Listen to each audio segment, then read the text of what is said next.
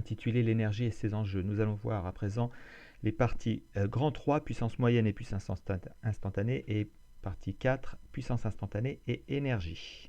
Donc la puissance moyenne et la puissance instantanée, tout d'abord. Alors, la puissance instantanée correspond à la vitesse de transfert de l'énergie entre deux systèmes. Alors, je vais m'appuyer pour la suite bien, sur cette courbe de charge qui représente la puissance absorbée par donc, un système au cours d'une journée. Donc on voit que cette puissance absorbée qui a été relevée toutes les 10 minutes n'est pas constante au cours de la journée. Elle est d'abord elle est assez faible ou plus faible dans les premières heures, et puis elle atteint son maximum aux alentours de 16 heures avant de décroître de nouveau en fin de journée. Donc dans ces conditions,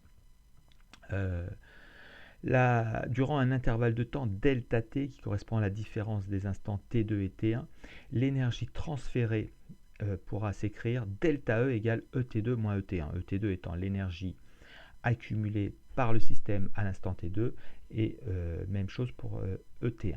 Donc la puissance moyenne peut donc s'écrire P moyen égale delta E sur delta t, c'est-à-dire ET2 moins ET1 divisé par T2 moins T1. Donc jusque-là, rien de bien nouveau, rien de bien anormal. Hein. On a vu en première une relation très analogue entre la puissance, l'énergie et la durée, P égale E sur delta T. Donc là, c'est pareil, avec peut-être comme petite différence, on joue sur le delta, on écrit delta E plutôt que E pour l'énergie.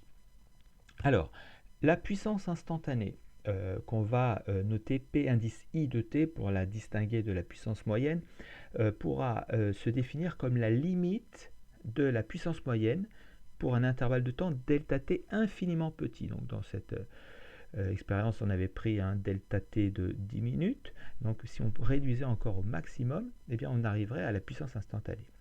Elle se calcule donc à l'aide de la dérivée mathématique de l'énergie par rapport au temps, donc E de t. Donc on l'écrira PI de t égale DE de t sur dt. Donc dE de t sur dt, c'est la dérivée mathématique de l'énergie par rapport au temps qu'on écrit généralement en mathématiques avec le prime.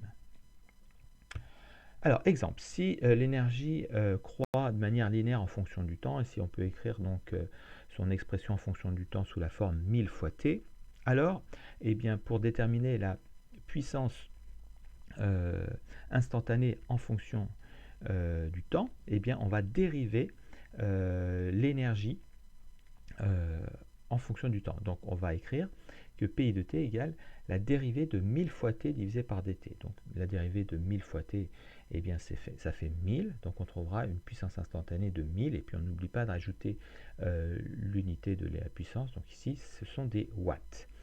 Voilà, donc si on trace la courbe de la puissance en fonction du temps, on trouvera une puissance qui est constante en fonction du temps. Passons à la partie grand 4, puissance instantanée et énergie. Donc, mathématiquement, si on écrit PI de t sous la forme DE de t sur dt, alors inversement, à l'inverse, l'énergie s'écrit E de t égale à l'intégrale de 0 à t de PI de t dt. Alors, l'intégrale de 0 à t de PI de t dt, elle représente l'aire sous la courbe PI de t située entre les instants 0 et t. Voilà. Alors, on peut calculer donc l'énergie E de deux manières, soit par une méthode analytique, en déterminant la primitive à la fonction PI de t, puis en intégrant entre deux instants, 0 et t, soit alors par une méthode graphique, en calculant l'aire entre la courbe PI de t et l'axe des temps, entre les instants 0 et t. Voyons quelques rappels sur les aires. L'aire d'un rectangle correspond à la longueur multipliée par la largeur. L'aire d'un triangle correspond à la base multipliée par la hauteur divisée par 2. Et l'aire d'un trapèze, c'est la grande base plus la petite base multipliée par la hauteur et divisée par 2. Alors prenons un exemple. Si on modélise un tout petit peu la courbe de charge vue précédemment dans les premières heures de la journée, eh bien, on va pouvoir calculer l'aire comprise entre la courbe PI de t et l'axe des temps en la décomposant en deux aires, une aire A1 qui est l'aire d'un rectangle et une aire A2 qui est l'aire d'un triangle.